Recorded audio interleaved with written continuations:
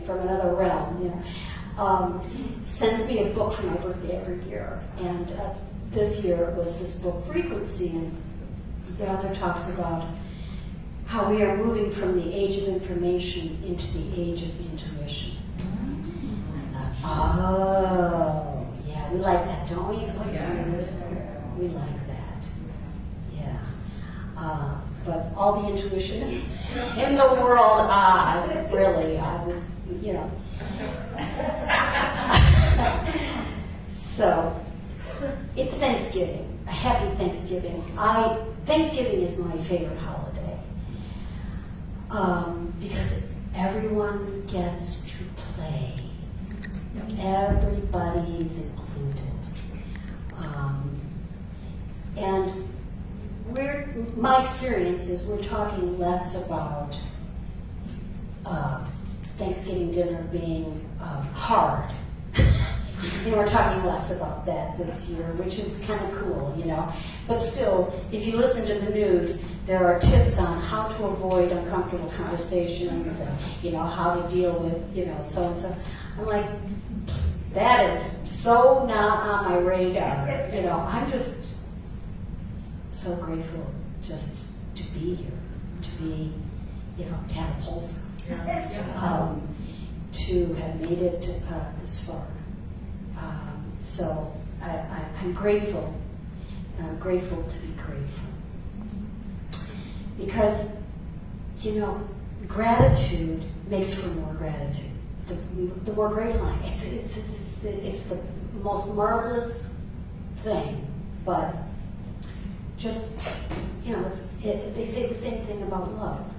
But it's easier to grasp for me that gratitude, the more grateful I feel, the more it seems to come. So that's what I'd like to talk about today. So a couple weeks ago when I knew I would be speaking today, the Sunday before Thanksgiving, I got out my little laptop and I got busy and I was like, that's good. I love that. And so this past week I was in Nashville. Oh my gosh, it was so great. And I was there to record. It was a bucket list gift to myself that I recorded 3 songs in Nashville. So it was a magic carpet ride from start to finish. Talk about gratitude. I was being mugged by gratitude at every bend in the road, with every note. I worked with fantastic musicians and in this really wonderful studio, and I had so much help. And I rented an Airbnb that was fantastic, and there was a dog that lived upstairs. I was like, oh my gosh, I got a dog fix. Wallace the Coonhound, if you're listening, I love you. It was just like have you ever had that experience where it's like everything is just, so the last day, it was like, I gotta go back to Chicago and okay, so let's go. So I pick everything up, I get packed up, and as I'm closing the door, my angels say, do you want to do one more pass? And I go, no, I got this. I'm totally, So I get to the airport, and I'm early, I get on my flight, and I think, I'm going to do a little work on my laptop. Unbelievable, right? I mean, it's like, but I'm telling you, I was in such a great place, I was like, that's okay. You didn't do anything wrong. Next time you'll check. Next time you'll listen to your angels instead of being a little stubborn Irish girl like, oh yeah, I got this. So I texted my, thank goodness the gal who was, managing the Airbnb, and I had great communication, and so I texted her, and we arranged for FedEx to FedEx my computer back. I don't know if you've dealt with FedEx lately, but my if memory serves, they were like, we got this, we'll have that to you. No. So, but you are sort of held hostage, but because you have to sign for it. So, I'm living out in Huntley, not the end of the world, but you can see it from there. And it's very close to where I grew up, so I'm seeing the back roads. So I'm waiting, and I'm waiting, and there's lots I have to do, and I want to work on my talk, and I got to go to the grocery store, but I got to wait for FedEx because I got to sign from the computer. And they're not coming. And they're not coming. And about 6:30, I get a message from FedEx. Your package will not be delivered. It's in Rockford. Could you have maybe just stopped in Huntley on your way to Rockford if you came into Chicago? I should maybe work for. I need a side gig. I could drive for FedEx. So I was still chill. I was still in my let's be grateful, and I have a backup, and until I called customer service. If you'd like to be connected to customer service, so I'm like, yes, I would.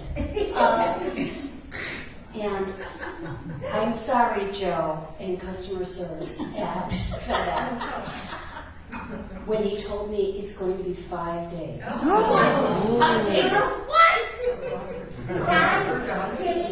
That was. Walk that in. I could have gone back. I could walk to Rockford. Yes.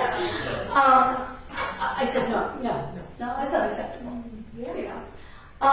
Because there's a part. There's just a point in my life where I go, wait a minute. Yes, all is peace and love, and nodding. And that's okay. Feeling feelings. So I'm not proud of this. The connection was bad, and the connection was bad. I hung up. I hung up because he just kept repeating, because of the busy season, because of the. And I thought, no, I'm done. And I thought, being angry like that, when it comes up quickly like that, it's like, that feels kind of right. And there's a difference between that and the dull toothache of the soul known as resentment. Resentment, I gotta give a little bit of thought to.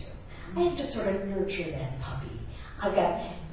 Now, the reason I hung up is because I thought, I can't afford a resentment.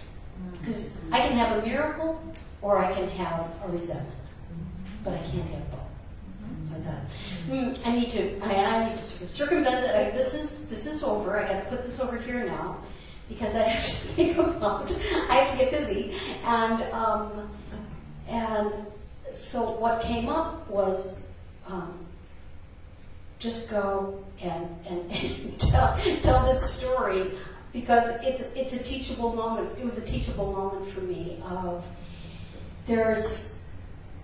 There's anger when something happens, and then I have a choice. Okay, if I hold on to it and nurture it and turn it into what I like to call a binky. Oh man, you use this 5 days. No, it'd be a 5-day binky for me. That would take me completely out of my life. It would take me completely out of my favorite holiday and my birthday, and any joy that would still be there.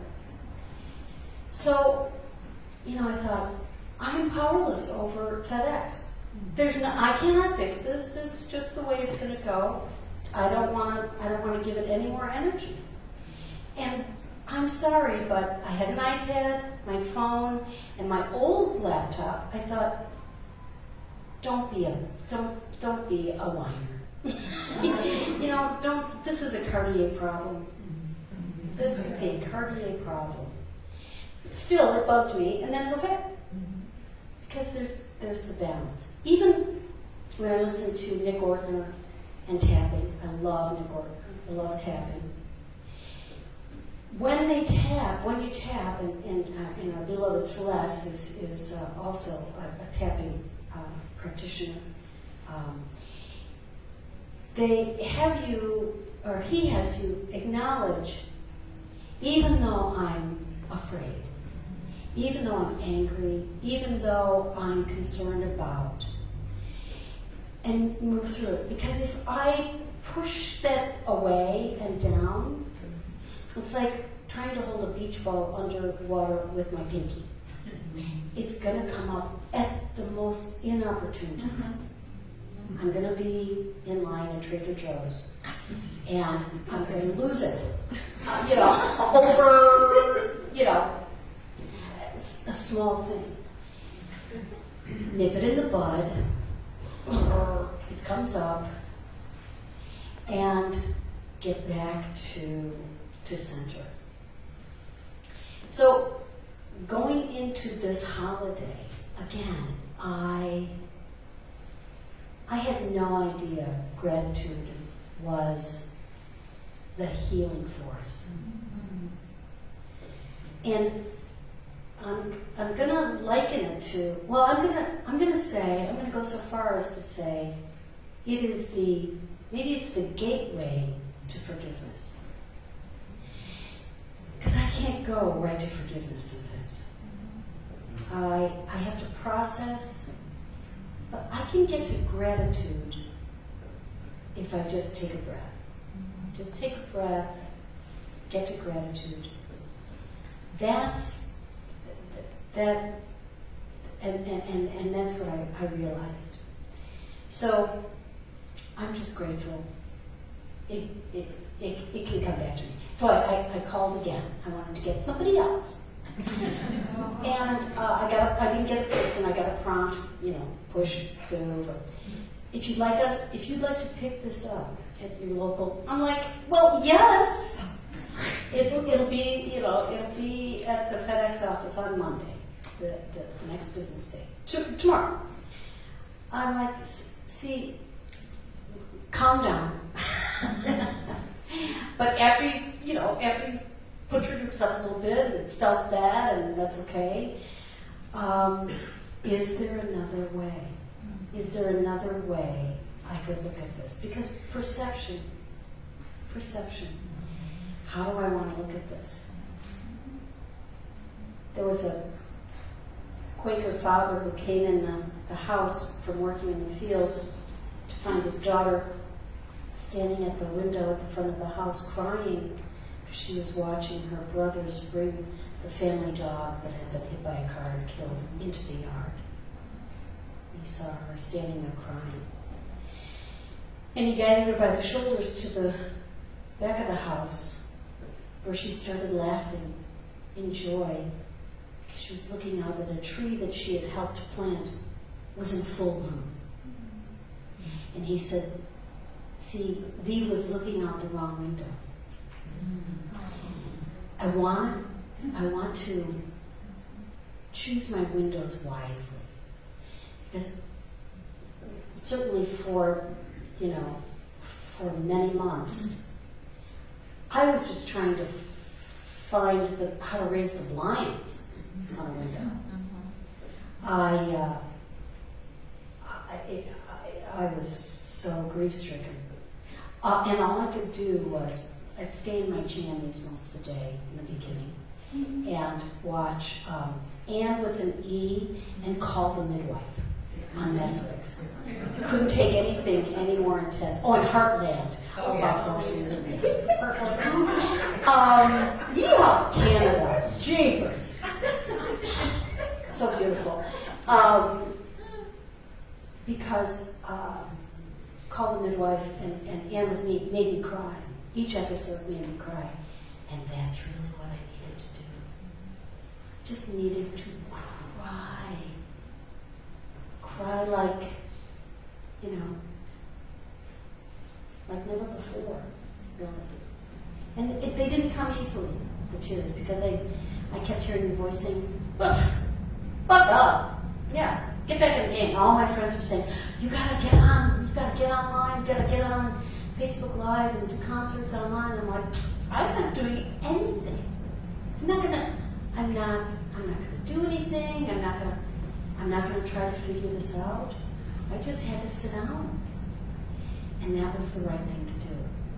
And then I moved to Minnesota in June of 2020 to be with family, thinking, yeah, how long can this last? I'll go up and be with my family and get a job at Target. My friends, and I love Minnesota, land of 10,000 lakes and just as many Target stores. Target turned out to be my happy place.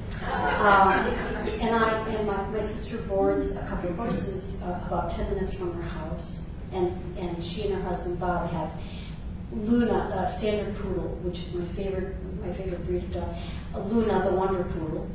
And I'm going to put paddock mucking on my resume now, and I know how to drag an outdoor arena with an ATV. I mean, I learned really valuable, wonderful things out there, but I hit the reset button. It was fantastic.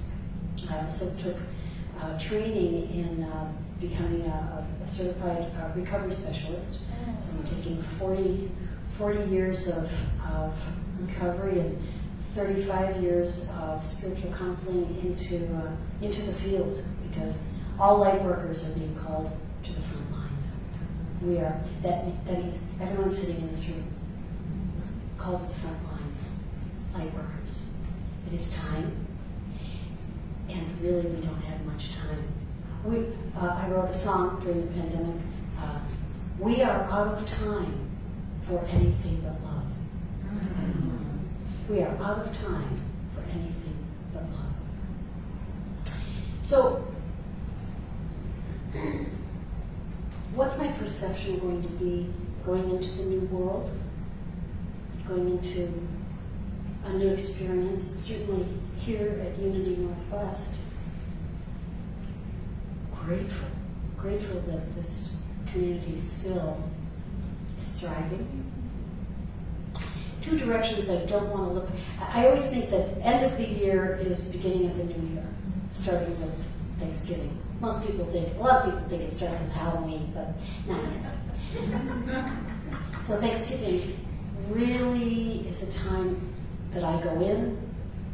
I say thank you to the year, and I know a couple things for myself. There are two directions I don't want to look in this year. I don't want to look back, and I don't want to look down. I want to keep my eye on the prize of whatever my job is that I'll be guided to do. Because, left to my own devices, I've got some pretty good ideas, but they're in my computer in Rockford. I've got some pretty good ideas, but really this year I want to think, I'm going to let those go, I think. I don't really know. I don't really know what's next. I have an idea of what I'd like to be next, and I'll work on a vision for the new year, and that's exciting, to work on a vision. And let it come not in the way I think it should, but to really let go long enough to let Spirit provide a vision. And I love Michael Beckwith's, the method I learned when I was studying to be a practitioner, religious science prayer practitioner, counselor, was the vision process of the 5 questions, which are, number 1 is, what is God's highest vision for? And then you fill in the blank. My life, my church, my community, my marriage, my career, my health.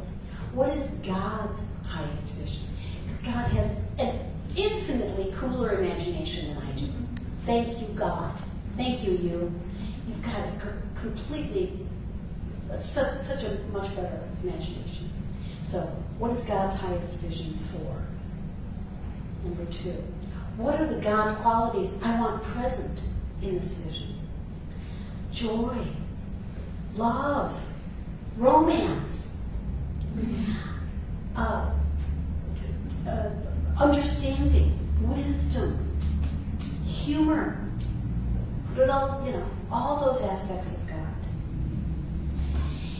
What must I embrace? Third question, what must I embrace to have this vision? What must I embrace? Self-forgiveness, number 1. Self-love. And I was not raised in a religion that promoted self-love. Just saying. It was beautiful and my first theater experience, but they really weren't, the nuns weren't big enough.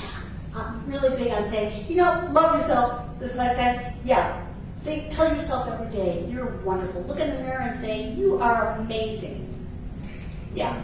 But you know what? They didn't get that either. So we're breaking those chains. We are breaking all those old chains. We don't need them. Don't look back. Don't look down. Just look ahead. The next question, 4th question is, what must I release? Self-judgment. Self-recrimination. I think it begins with me. And lastly, is there anything else? Now, interestingly, that's the scariest question for me. Is there anything else? It's like, don't tell me anymore, I'm working with what I got. No, that's okay. I want to be open to, is there anything else? So, I'll leave you with this little story about perception. That it's all there. Old man sitting at the gates of the town, years, in the old days. And a fellow walks up to him and says, "Excuse me, old timer, can you tell me a little bit about your town here? I'm looking for a new place to live and settle down." And the old man says, "Well, first you tell me a little bit about where you came from." And the guy said, "Well, I didn't like it very much. That's kind of why I'm looking for a new place." And the people, they weren't very warm and or friendly, and it was not a great experience. And the old man says, "Yeah, it's pretty much like that here too." A couple hours later, interestingly enough, another young man walks up to the old guy and says, "Excuse me, sir. Hey, I want to come to your town and look around and just kind of get the vibe. Could you tell me a little bit about your city? I'm looking for a new place to live." And again, the old man says, "Well, tell me a little bit about where you came from." "Oh, I loved it. It was so beautiful. I hated to leave, but I'm relocating for work, and gosh, I'm gonna miss the people. I'm gonna miss the restaurants. I'm gonna just miss everything about it." And the old man said, "Yeah, it's pretty much like that here too." Mm-hmm. It's neat. If I stay in gratitude and use it as a gateway to forgiveness, to moving ahead without, I'm not saying deny feelings. I'm saying don't hang up on anybody, but really to feel it, let it burn up, and then call back, ask for guidance, ask for direction, because we're out of time for anything but love. And one thing I cannot take into the new world is an unhealed past. It's time to forgive, to heal, and to really live the principles